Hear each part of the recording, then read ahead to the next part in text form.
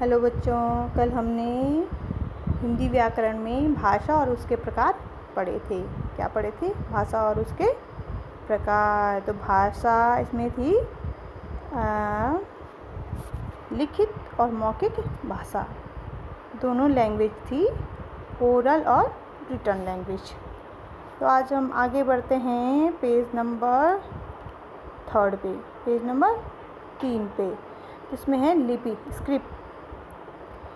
हम लिपि कैसे लिखते हैं, तो लिपि के बारे में बताएंगे। भाषा की मौखिक ध्वनियों को लिखित रूप देने के लिए कुछ चिन्ह निश्चित किए गए हैं, तो इन्हीं चिन्हों को लिपि कहा जाता है।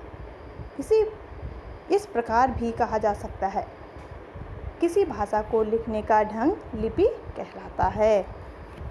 किसी भाषा को लिखने का ढंग लिपि कहलाता है। हम कौन सी भाषा किस रूप में लिखते हैं, तो हर भाषा की अपनी एक लिपि होती है।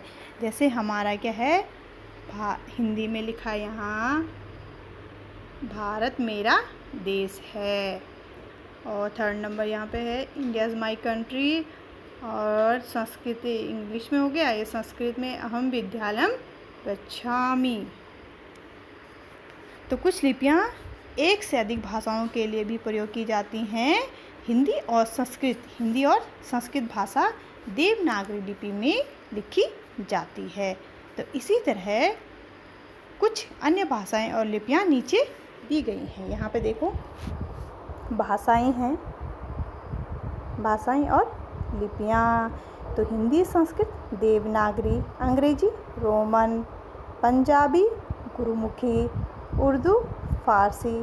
तो ये क्या है, भाषाएं और लिपियाँ। व्याकरण, ग्रामर। क्या होती है व्याकरण? तो ऊपर दिए गए, देखो उसमें लिखा, चित्र बनाया है, इसमें बच्चे का चित्र बना है। ये कुछ खा रहा है और ये भी कुछ खा रहा है, दोनों कुछ खा रहे हैं। तो इसमें है करण खाना खाती है, करण खाना खाती है, मैंने आम खाऊंगा। तो कुछ बोलने में हमें अटपटा सा लग रहा है, आप भी बोलेंगे मेरे साथ। करण खाना खाती है, मैंने आम खाऊंगा। तो जो ऊपर दिए गए वाक्य अशुद्ध हैं, क्या हैं वो? अशुद्ध, गलत हैं। ये वाक्य किसी तरह अर्थ तो बना सकते हैं, परंतु बोलते या लिखते समय अटपटे से लगते हैं। इन वाक्यों के शुद्ध रूप इस प्रकार हैं। वाक्य को शुद्ध रूप नीचे लिखे हैं यहाँ पे। करण खाना खाता है, मैं आम खाता हूँ। और ऊपर क्या लिखा था? करण खाना खाती है। शुद्ध रूप क्या है? करण खाना खाता है, मैंने आम खाऊंगा। और शुद्ध रूप है इसका, मैं आम खाऊंगा। तो भाषा के शुद्ध रूप का ज्ञान व्याकरण होता है। अगर हमें व्याकरण का ज्ञान नहीं है तो हमारी हिंदी कभी शुद्ध भी नहीं हो सकती। तो भाषा और व्याकरण का बहुत गहरा संबंध है। तो व्याकरण वह शास्त्र है, इसमें देखो डेफिनेशन दी है, व्याकरण वह शास्त्र है जिससे हम किसी भाषा को शुद्ध बोलना, लिखना और पढ़ना सीखते हैं।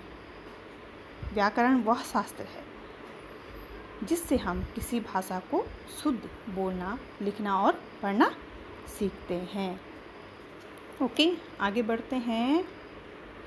व्याकरण के 3 भाग हैं, 3 भाग लिखे हैं इसमें है वर्ण विचार, शब्द विचार और वाक्य विचार। वर्ण विचार, शब्द विचार और वाक्य विचार।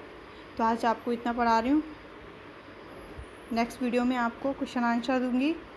और आज आपका होमवर्क है, सबसे पहले आप लिपि के बारे में लिखेंगे, और यहाँ पे लिखी हैं भाषाएं और लिपियाँ, ये भी आपको करना है।